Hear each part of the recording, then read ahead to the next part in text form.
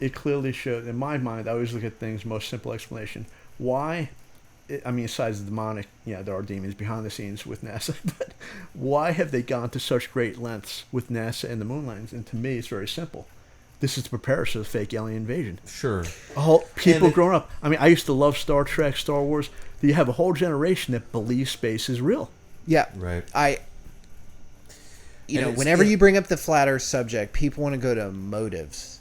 And to me, that is a perfect motive. Absolutely. Yeah, I mean, I agree. You don't even need to talk about motives really to talk about the heliocentrism versus geocentrism, what we can observe experimentally, objectively, with easy to access tools on the Earth, rather than trusting like Jeff Bezos blasting off in some space dick. It's about an idol worship. They're creating this cult of misanthropic,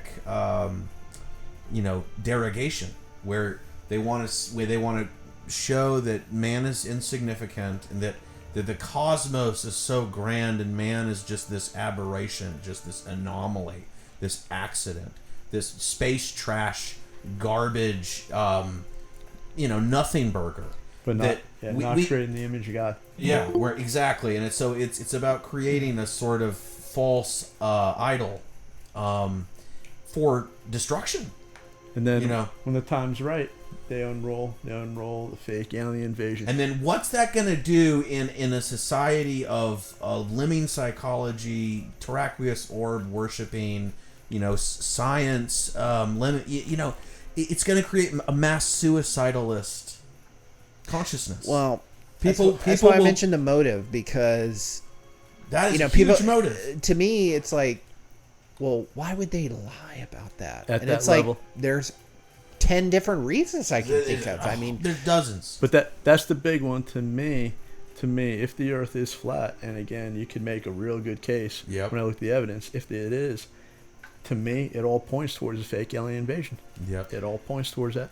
And also this sequestration of the population to a limited exploratory state. Yes, they want to keep you in a limited physical environment, because physical exploration almost entails spiritual, exploration as well. It emboldens the soul, and that's kind of like a primal drive that we seem to have. You look at the early cartography that was done. I mean, just like my mind was blown about the sextant, and the fact that like in antiquity people navigated the realm with the stars, right? And whereas now we ask Google how to get around, and it's all state mandated roads, right, with lines drawn for you, and then you look at we were talking about this pre-COVID. The Antarctic, lockdown, which is the longest standing international military treaty that's been consensually agreed to over a period of time. I mean, I think at least in contemporary times, perhaps even longer than that. Why is that? Why are we not allowed to even forget about a government funded thing? You should just be able to go there if you can afford it. And that was to the whole Alex Jones thing. I mean, he even said at one point with Sam Tripoli and Eddie Bravo, I'll spend $1 million on a boat to go to the edge. And Eddie Bravo called his bluff on the show. It's you're not going to do that. You're not going to do it because that you would never arrive at the edge, because that's a false premise to begin with. Because I want to be convinced of this, and then I'm going to be the one that gets the plane during the summer, and then we just fly across Antarctica and to the other side and debunk all this forever. That'll never happen. It'd be a top History Channel, Discovery Channel show. I'll put $1,000 on right now. I'll put 1 Bitcoin on right now, Alex Jones, that you do not do that. I'll double that. 1 Bitcoin. Okay, I'm going to reach out. We'll have to fly down to Chile. We'll have to get the expedition, and we're going to fly across Antarctica to the other side, and then you're going to say it's fake. Dave, explain to him how that's never going to happen. Explain. Well, that and $1 million is probably not even close to enough. I was going to say that next. They've created even more prohibitive conditions, right? You know? And it's outlandish because if it truly came to light that you know we've got hundreds of millions of unexplored acres, that would crash everything. Right. All commodities. Everything. All commodities, real estate. But then there would be a great boom of exploration and massive. Drilling and harvesting. If there was freedom, I mean, you think about, right. to follow up what you said as far as limiting people, think about how much, just in roughly the last 100 years, the world has changed. Before early 20th century League of Nations, there was no passports. If you were in China, that's right, and you wanted to go to the States, if you could get money to get on a ship, you go to the States. That's right. And it's just so amazing how we've been, what's the word, sequestered, how we've been quarantined for generations. How we've been enslaved. It's like, no. All of a sudden, all these nations are different. But why did communist China and communist Russia, why did they agree to accept the same piece of paper? For the same reason the Soviets didn't expose the moon fraud, because at the highest levels, right, it's the same thing. Right, because they realized that it had purpose and it had effectiveness for social engineering purposes, and that's why they didn't blow the lid off. They just participated in it because it was this Club of Rome, Royal Society realization that, look, we just feed the plebs a false cosmology. They think of themselves as insignificant. We confirm their insignificance by a fabricated event. They'll all kill themselves out of fear. The other thing is, think about how these people think in advance. 100 years ago, saying, okay, before we could ever get people, like in the States, to accept a travel restriction between states, let's get everyone on board so that they will never think going to another country without a piece of paper. Yeah. Now we got a vaccine passport. We have a vaccine passport. Well, see, this is egregious.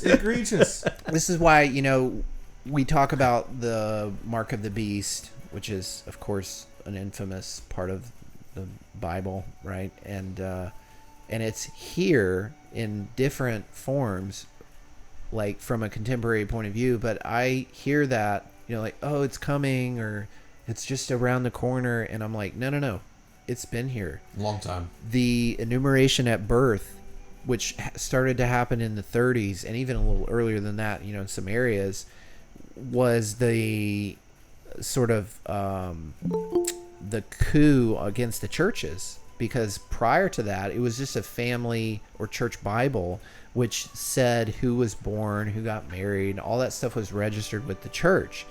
But by bringing that sort of societal function into the government, that was a total merger of the church and state. It was a coup. It was a coup. It was a coup. And that's been in place for a long time. And then, of course, they went on top of that with the Social Security number, which is tied to which was never supposed to be used for identification. Never. And actually, it's still in the federal codes and all that. Like, you really, when a lot of folks say it's required for you to apply for a given thing, it's actually not. If you push the issue, it's, legally it's really not required. All the way down to banking. Really, they can't disallow you from banking. Of course they can and they will, but legally I'm saying they're not supposed to. But, Can you get a passport without a social security number? Is it possible? Probably at talk great to expense. Epstein. Right. He had 3 of them. Without his money. Exactly. Or, go to the border, right? Or McAfee, Right. No, I mean, to my earlier point about enumeration at birth, Social Security, that, COVID vaccine ID, it's just Social Security 3.0 or 4.0 or 4.5 or whatever it is. Ross Perot, he was a billionaire because he made an early fortune at IBM selling the systems which basically helped the government process Medicare, Medicaid records and, match and merge, Social Security number with name and address and all this stuff. And, it's like that's our entrepreneur. That's our example of like an innovator. It's somebody who's skimming off of this huge, like disgusting social welfare state. And you know, good for him, I guess. You know, it was like selling umbrellas in the rain.